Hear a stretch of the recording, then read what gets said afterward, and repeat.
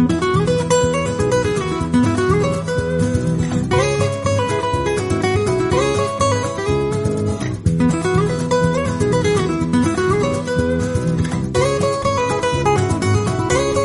večer svima i dobrodošli u novi video.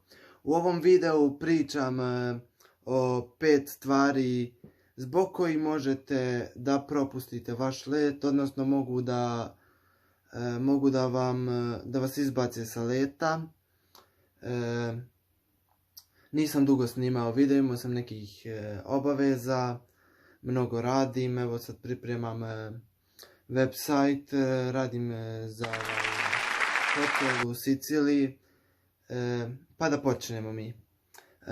Ako izgovorite riječ bomba u avionu na putovanju, baš Air Serbia, to je bilo pre par godina,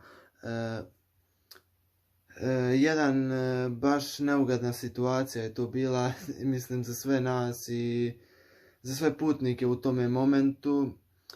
Iza mene su, znači, sedeli jedan čovjek i pretpostavljam da mu je to sin, koje je bilo jako nestašno i bezobrazno. U jednom momentu to dete povikalo je bomba, što je za posljedicu imalo da je to valjda čula neka stjuardesa i da je avion se vratio na aerodrom. I onda smo tu se svi iskrcali, sačekali smo mu negdje oko sat i po, tako nekako vremena. Ne znam stvarno što se desilo sa tim ljudima, sa tim dečakom, ali mislim da nije dobro prošao jer je napravio baš jako uzbunu i zajebanciju je napravio, sranje, tako da ne znam stvarno ni šta se desilo, da li su ga kaznili ili šta već. Možete, mislim, ako to kažete, možete imati neprijatne situacije, ako ništa, svi će vam psovat posle toga što ste to uradili i bit će jako neugodno. Čekaj. Sljedeća stvar koja vam se može,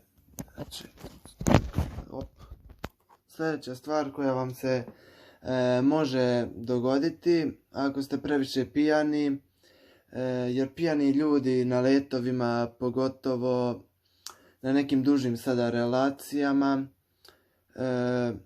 su izrazito naporni, isto kao mala deca koja ne prestaju sa plačem i živciraju ostale putnike, a naravno i povraćanje tu nije isključeno. Mogu da povrate po vama, ako sedite naravno blizu njih. Meni se to nikad nije desilo do sad, hvala Bogu. Treća stvar, ako zapalite cigaretu, pušenje u avionu je zabranjeno, a kazne u pojedinim kompanijama su jako velike. Dosežu od 1000 evra do nekih 3000 u zavisnosti od koje kompanije. I četvrta stvar, ako se seksate u avionu, mnogima je naravno seks u zrakoplovu jedna od prioritetnijih avantura koju bi voljeli da probam, uključujući i mene. Ali ako vas uhvate, odgovarat ćete za to. Naravno, nećete završiti u zatvoru ili što ja znam, osim ako možda ne letite za neku islamsku zemlju gdje vam za kaznu mogu da odseku polni organ. Šalim se, naravno. I peta stvar, ako se svađate sa ostalim putnicima u avionu, ako ste nepristojni prema osoblju, prema cabin crews, ili ako nekome, ne daj Bože, pretite ili nekome psujete, nećete dugo se zadržati u zrakoplovu, a dogodi li se to za vrijeme leta, platit ćete, avion će prisilno da sleti i vi ćete da platite golemu kaznu. I eto još jedan nepredviđeni trošak koji ste mogli da potrošite, što ja znam, na neki dobar alkohol ili na neki dobar seks, da platite nešto ili da kupite nešto bez veze. Eto, to su bilo ti neki 5 stvari koje sam se ja setio da se događaju i kojima sam nekim svedočio. Tako da naredni video snimam sutra. Ovaj video sam malo na brzinu snimio jer sam danas toliko pod stresom. Prvo kad sam ustao ja nisam imao nikakav stres, sve je bilo super i super mi je bio dan i nazvao me je jedan iz Italije čovjek, pošto radim web stranicu jednu, i počeo mi je pričati zašto nisi prosledio meni ovaj e-mail, zašto si prosledio mom sinu, zašto nisi meni, vas dvojica radite skupa, ali moram i ja tu da radim. Ja njim kažem, pa dobro, nije neka velika greška, sigurno bi on vama to prosledio. Kažu, nema veze, vi trebate to meni u grupu da pošaljete, ja ne želim da pričam sa vama odvojeno sa njim, da pričam sa tobom, sa ovim trećim, hoću sa svima zajedno, bla bla bla, i tu mi je oduzelo malo vremena. Mada, samo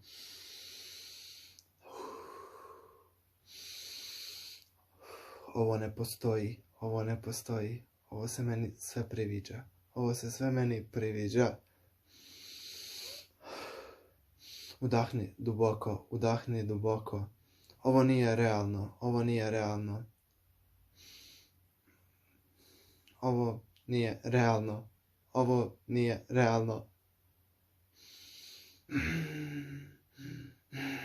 Udahni, izdahni. Ne dozvoli nebitnim ljudima da kvare tvoj dan, da kvare tvoj doživljaj. Uživaj u životu. I zapalim tako sveće. I to je to, znači. Naravno, u idućem videu ću da pričam zašto sam ugasio OnlyFans profil i zbog čega, kako je to utjecalo na moj kredibilitet i da li to može da utiče na vaš posao, i ispričat ću zbog čega sam ugasio OnlyFans profil, zašto više ne dijelim slike na OnlyFans profilu. Da, i reći ću još neke stvari oko toga, mislim, ispričat ću da li je to bio dobar korak ili ne, i ko želi da otvori OnlyFans profil, ja mu mogu dati neke savjete, naravno. Da li je to dobro ili ne za vašu reputaciju. Ako se bavite nekim poslom koji je više kao stage posao, to je odlična stvar. Ako se već bavite nekim kancelarijskim poslom, to može da utječe na vašu reputaciju, ili ako se bavite profesionalno modelingom, ili ako radite, šta ja znam sad, za neke, ako radite u fashion industriji, isto tako, mada dosta modela ima OnlyFans otvorene profile. Pa više o tome u narednom videu. Evo, ja sam se baš sad raspričao mnogo. Šta da vam kažem još, eto, to je to uglavnom za ovaj video. Vidimo se u nekom narednom videu. Čekaj. Ćao.